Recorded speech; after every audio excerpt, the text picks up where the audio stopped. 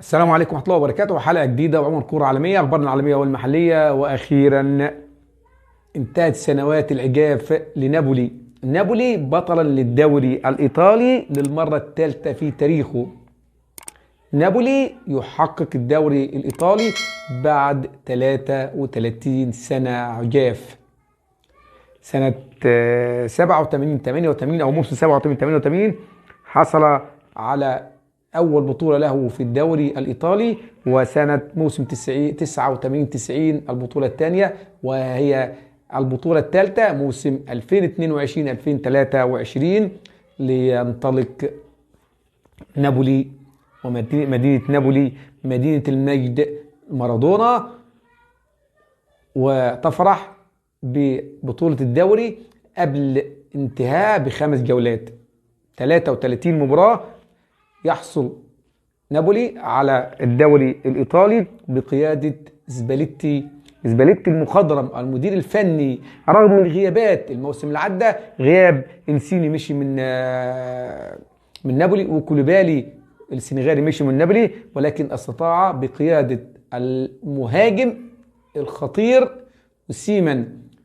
وسيمان المهاجم النيجيري، يعني حاليا متصدر الدوري الانجليزي او هداف الدوري الايطالي، معذره هداف الدوري الايطالي، يعني واحتمال كبير بنسبه كبيره ان هو هياخد هداف الدوري الايطالي. لو خدها هيبقى اول لاعب افريقي يحصل على هداف الدوري الايطالي. انت عارفين اوسيمان ده الزمالك تعاقد معاه عام 2017 2015، كان عنده 17 سنه تعاقد معاه، ولكن وقتها كان ميدو ماسك الزمالك ورفض اوسيمان حاليا فرق العالم كلها عايزاه، باريس سان جيرمان ومانشستر سيتي وبايرن ميونخ وبرشلونه، كله بيجري ورا اوسيمان، وبأعلى المبالغ.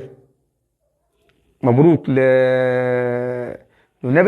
نابولي اللي السنه دي يعني 7 جولات في البدايه كان متصدر جدول الدوري الإيطالي، حتى 15 جولة لم يهزم منها 13 مباراة متتالية فوز. 15 مباراة متتالية لم يهزم منها 13 على التوالي. مبروك لنابولي. لنا حلقة كاملة على نابولي. احنا طبعا كل سنة الفرق ال5 اللي بياخدوا الدوري بنتكلم عليه وعن تاريخه وعن نشأته، فمبروك لنابولي بعد سنوات عجاف الدوري الايطالي. النهارده لسه خلصانه مباراه برايتون ومانشستر يونايتد.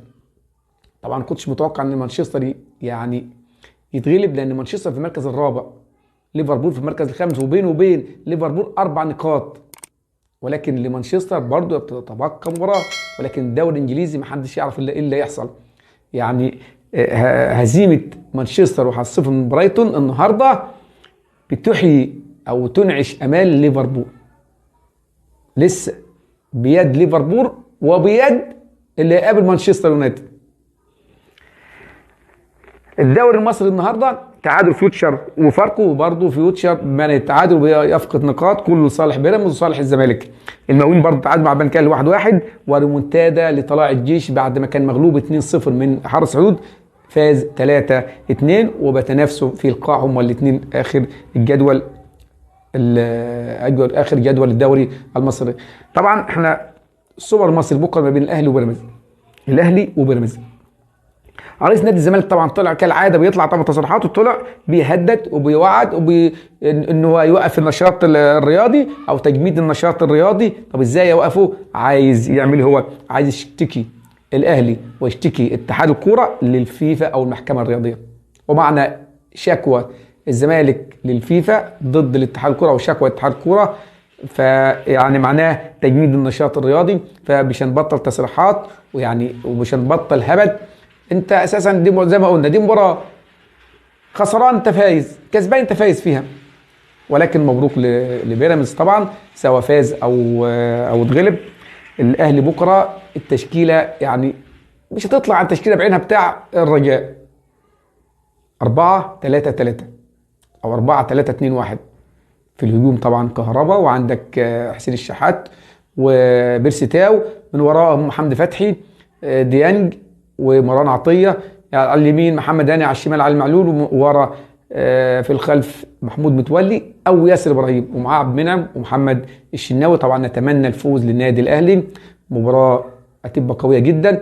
التذاكر نفذت في خلال 10 ساعات، التذاكر كلها نفذت في خلال 10 ساعات. نتمنى الفوز للنادي الاهلي. اتمنى ان تكونوا ساعدتم بهذه الحلقه. لايك وشير ودعم القناه، والسلام عليكم ورحمه الله وبركاته.